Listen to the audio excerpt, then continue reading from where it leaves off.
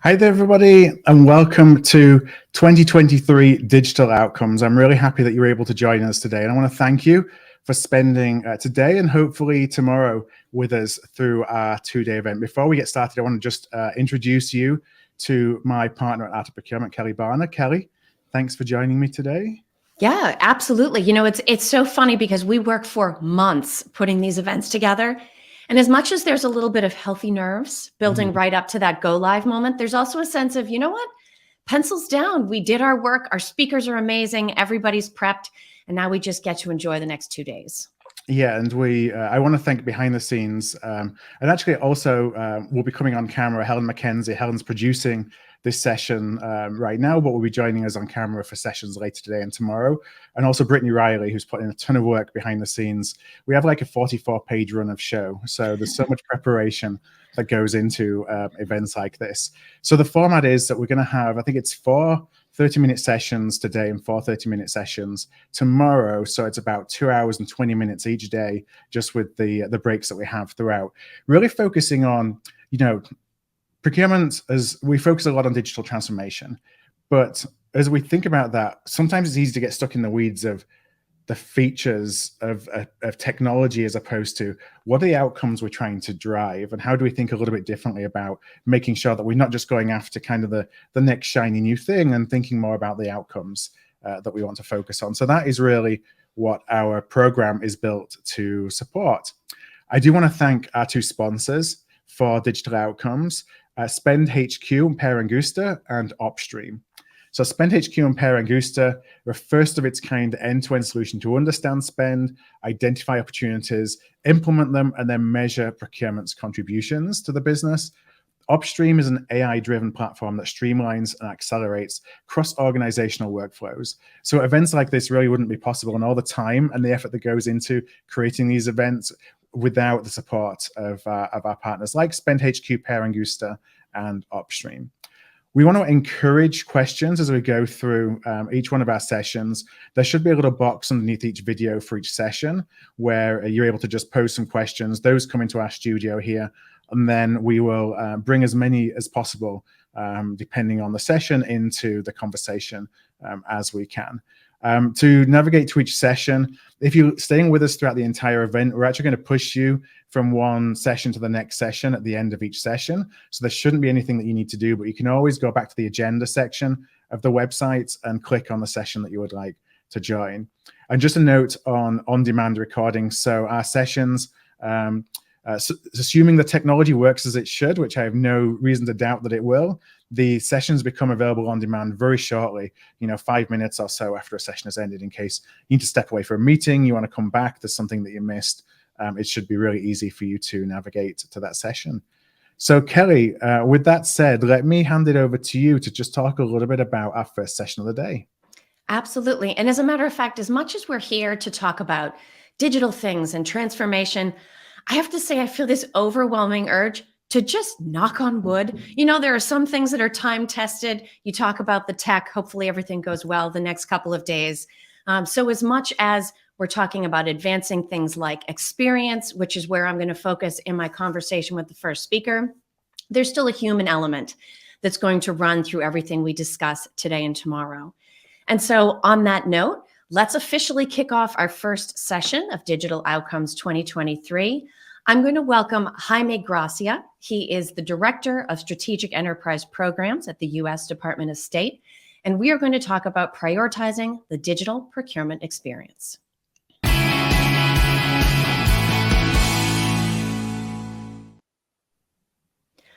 Hi, Jaime. Thank you so much for being with us to kick off Digital Outcomes. Good morning, Kelly. Thanks for having me, and welcome to everyone. Absolutely. So you and I are going to talk a little bit about your firsthand experience leading your team, leading the U.S. Department of State through really a very intensive user experience journey. But first, can you give us a little bit more of a sense of what your role is, what your day-to-day looks like, so we have sort of a big picture idea of where your time is focused on a daily basis? Sure. So as Kelly mentioned, my title is Director of Strategic Enterprise Programs, and that's a very broad portfolio.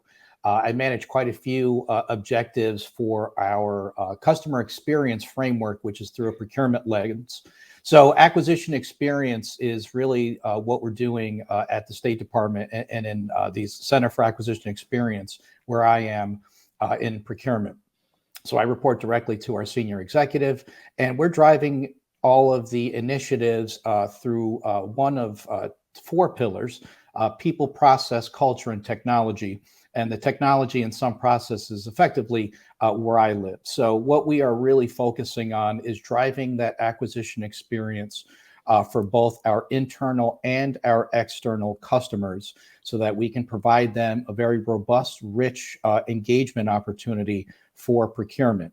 Federal procurement, it tends to sometimes be a black hole, both for internal and external customers. And that's really what we're doing, is providing the opportunity now for a rich data environment and really looking at opportunities now to advance the acquisition experience lens to provide data to customers on time, in real time, so that they can do their jobs more effectively and we can improve our procurement outcomes.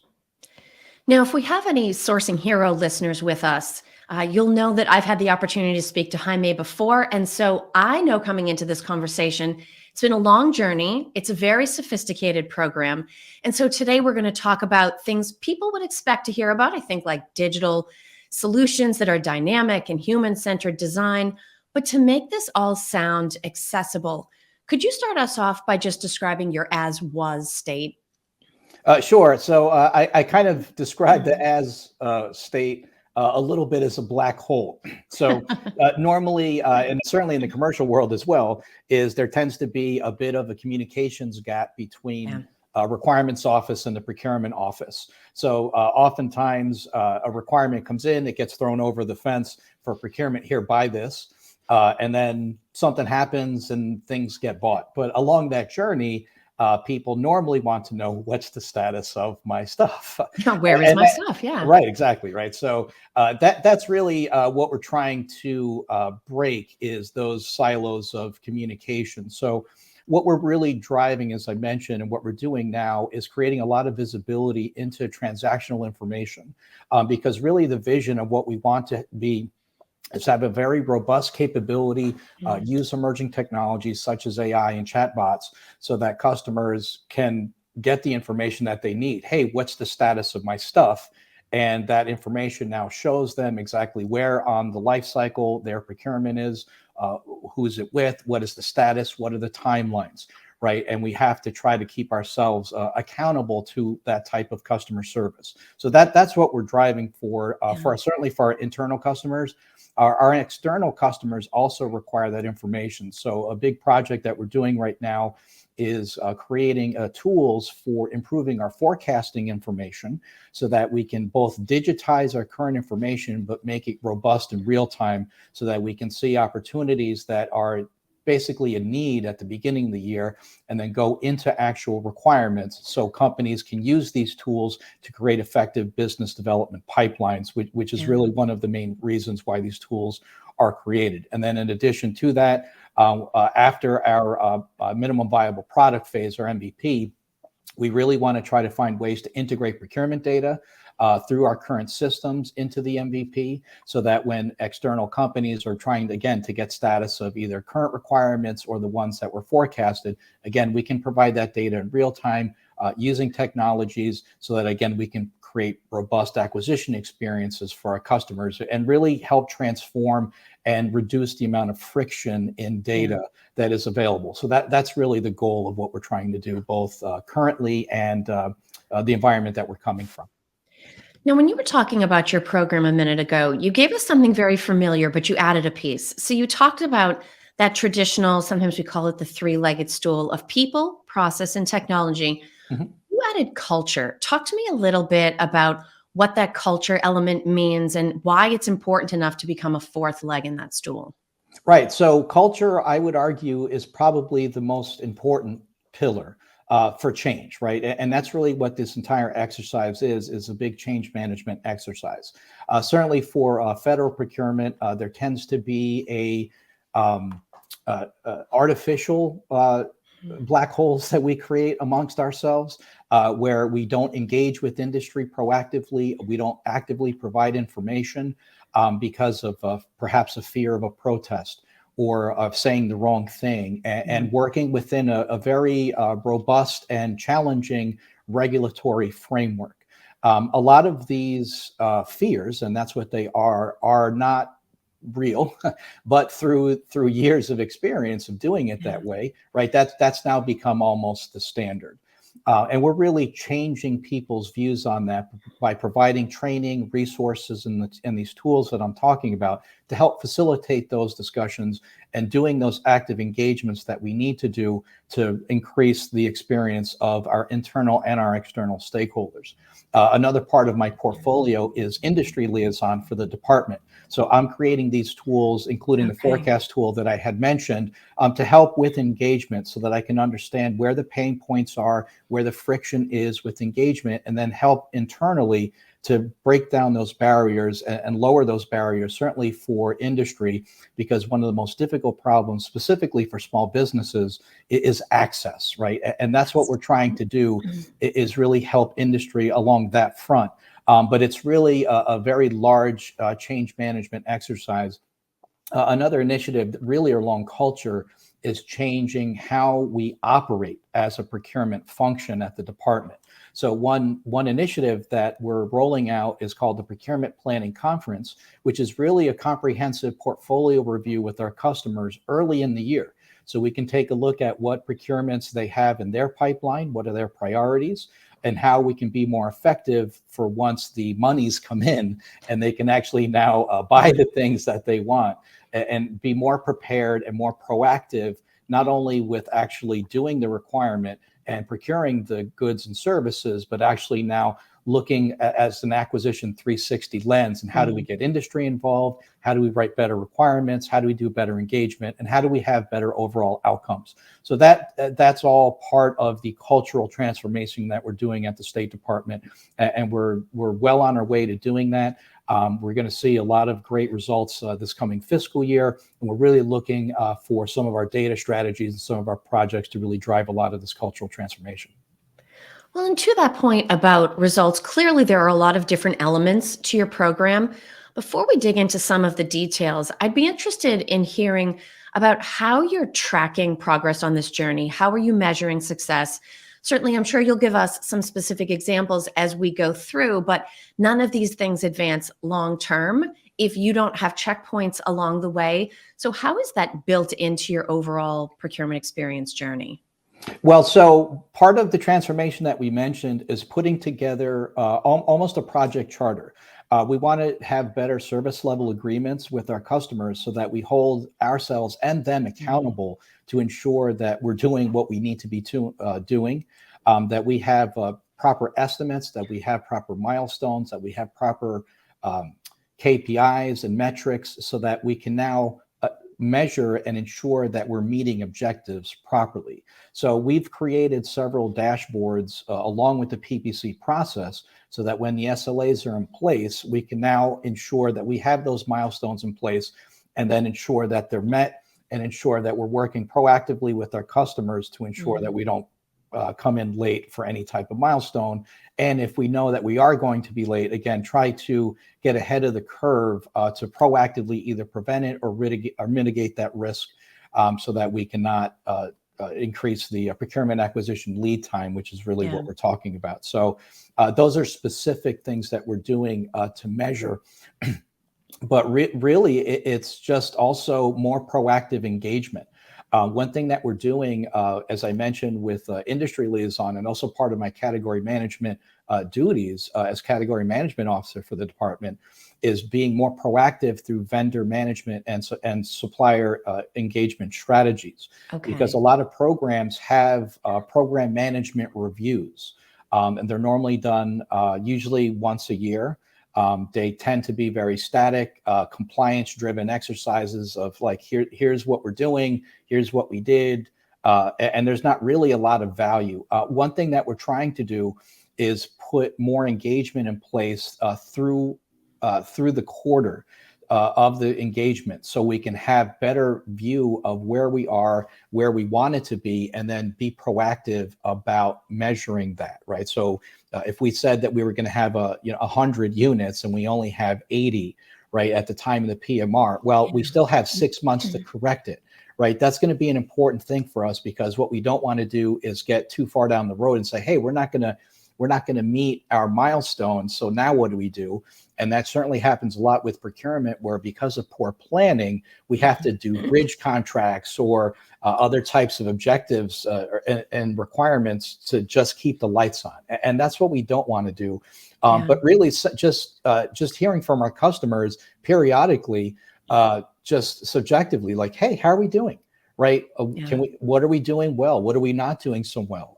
That type of survey is also very important to get those data points, because it's not X's and O's. Sometimes it's just, hey, I'm really upset and I want to talk about this. And that's important feedback, because that's something that when I mentioned culture, right, that's something that we don't normally do across the board. So those are the types of things that we're trying to change, so that we can have both objective and subjective metrics and understand where there's opportunities for, again, removing friction, right? That's really the goal of what we're trying to do. And those are going to continue as we get into the next fiscal year, roll out a lot of these initiatives, and now take a look at the data so that we can see where we can target improvement efforts and, again, remove friction, increase experience. And that's ultimately what we're trying to do in executing our framework for procurement. One of the things that I feel like I hear you saying, sort of between the lines, both with your internal relationships and then also with suppliers, as you were just talking about, is this idea that procurement holds themselves accountable. And I think that's certainly beneficial, because if we have milestones we're trying to hit, if we have goals and targets we're trying to hit, it's very important for us to be able to hit them or know in advance if we're not going to. But I also think there's a projection side of that, where in a business sense, we would talk about the rest of the business. But for you, all of your internal stakeholders, they see that sense of accountability. They see that ownership. I assume that suppliers see the same thing. How do you feel that maybe as part of your cultural program, having that accountability be so clear and so apparent to all of the people that you're working with actually goes a long way towards having everyone understand that maybe it's not perfect today, but we're on a journey and we're working very hard to improve it? Do you get a sense that that plays an important role in those relationships? Yeah, 100%. And when we talk about cultural shifts, oftentimes industry is left out of those conversations when it comes with procurement, certainly at the federal level. And that's really one area I'm trying to focus on, not only with industry liaison, but other opportunities for engagement that I have across my portfolio. Because one thing that happens quite often, just across the federal government, is changes in direction for acquisition strategies, especially for large programs, right? So industry spends an enormous amount of time and resources trying to compete and be ready and effective. And then all of a sudden things get changed at the last minute with no real communication or engagement or opportunities to understand why those changes were made. And that really erodes confidence in the agency. Obviously, it's wasteful for industry. And it's those types of things that we want to focus on as we not only change the way that we operate, but also communicate. Because one thing that happens very often is like a procurement will come out, like the Wednesday before Thanksgiving with the 3-day turnaround, or during Christmas, things like that. It's not making us any friends, right? And things like that, should be preventable, right? If we had better planning, and try not to do that. But it's really about an understanding that there are partners in industry who suffer because of these, right? And had that bad experience. And really the mindset there is like, well, I'm sorry, that's, if that's just the way it is. If you don't like it, go find something else to do, right? And that is something that we need to change across the federal government, but certainly here at State Department, is being more proactive and with the engagement, so we can understand these pain points and do better and improve them. Not only operationally, but how we engage, and have more opportunities for engagement earlier in the life cycle of a deed. One thing that we're trying to do is with our suppliers is find ways for engagement that are not based on just having a meeting to sell me stuff, right?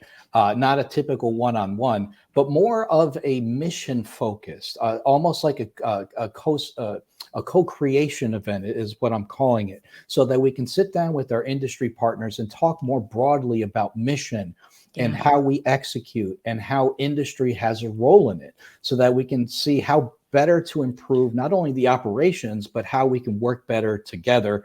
And then through those co-creation workshops, hopefully we'll find opportunities now to work with industry on solutions, right? Because we tend to focus on solutions first instead of looking at really what is the problem and how we can fix it together. So that's another mindset that we're trying to change, both internally and externally, so that we can have these kind of these co-creation workshops and talk more broadly about specific mission parameters and how industry can fit into them, and not talk about products and services, right? This is not an opportunity specifically for BD, but more of an opportunity for a mission-focused approach, so that we can understand, maybe understand things that we don't, that industry has, that institutional knowledge, right?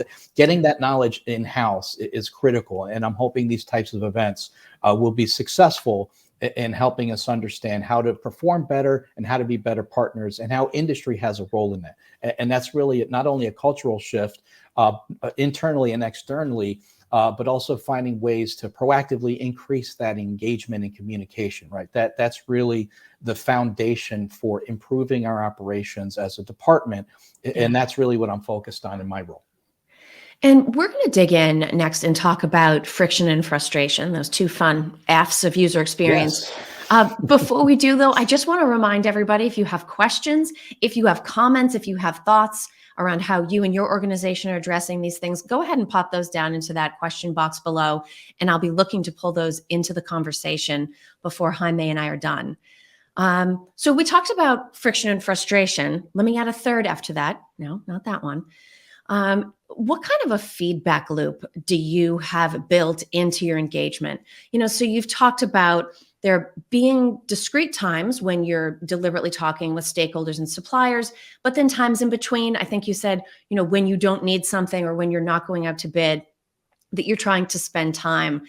How do you sort of monitor? Where do you have ears? How are you picking up on the early signs of friction so that you can have that conversation while people are still calm before they maybe go off and start doing their own thing?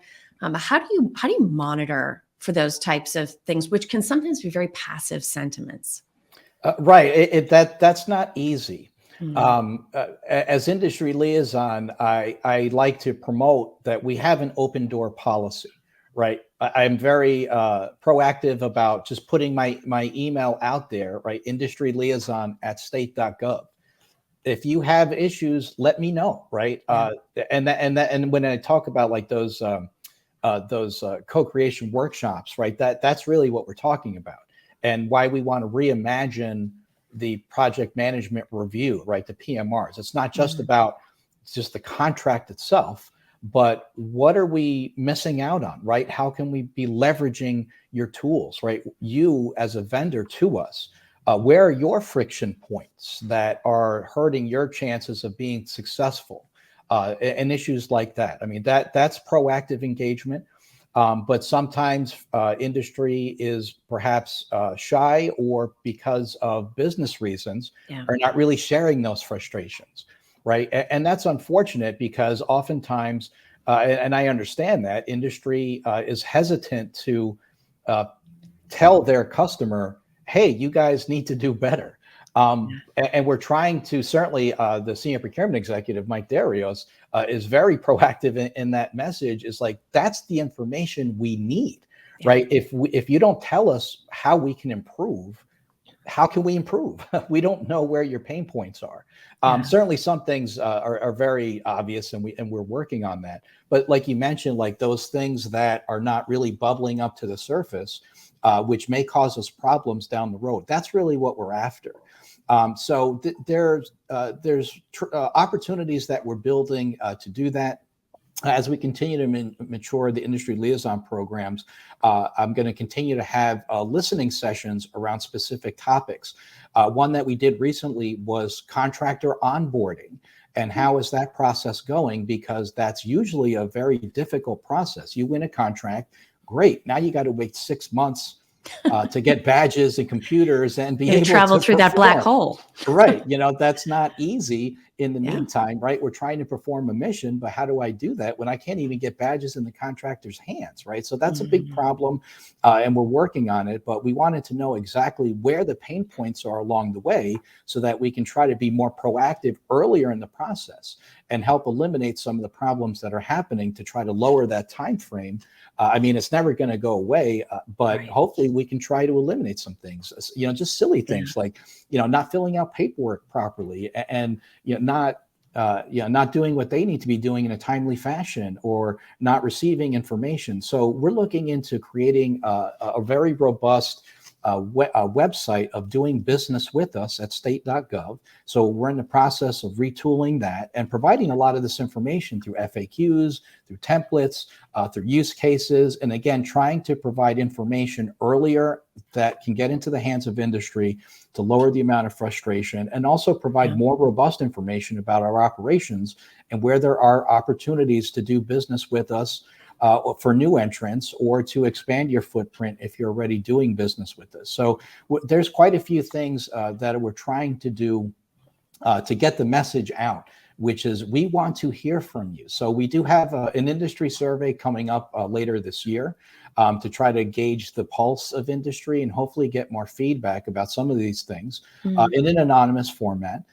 So that we can understand where there's pain points that we need to work on that are not currently being influenced or things that are not even on our radar that should be. So hopefully we'll get some good feedback that way and then continue these engagements and hopefully we'll continue to have our pulse on industry and start creating those relationships where industry understands that their feedback is not going to be detrimental to them. It's not going to hurt them. In fact, it's only going to help them because, it's a help us, help you situation. So that's where we want to be. And we'll continue to build those engagement opportunities. Yeah.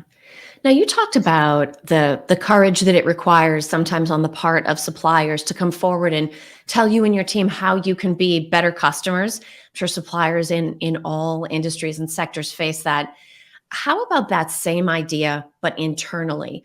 As much as procurement wants to create a good experience, how do I get my stuff? Where is my stuff? Sometimes we also have to have those hard conversations about you've not complied with the process, you've bought the wrong thing from the wrong provider. We also need to have those sometimes tough love conversations. How can we have those conversations and get the point across without damaging the work that we've done to improve both the relationship and the customer experience that goes with it? Right. So kind of getting back to the theme of the conference of digital procurement experience and digital procurement. So we've built quite a lot of tools and automation to understand the environment and the ecosystem. We've built in quite a few automations to kind of ping people like, hey, you haven't had any action on this in 2 weeks, right? You need to move this forward. And these automations also go to supervisors. Hey, you've got a potential problem here, right? So we've got quite a lot of those dashboards, workflow.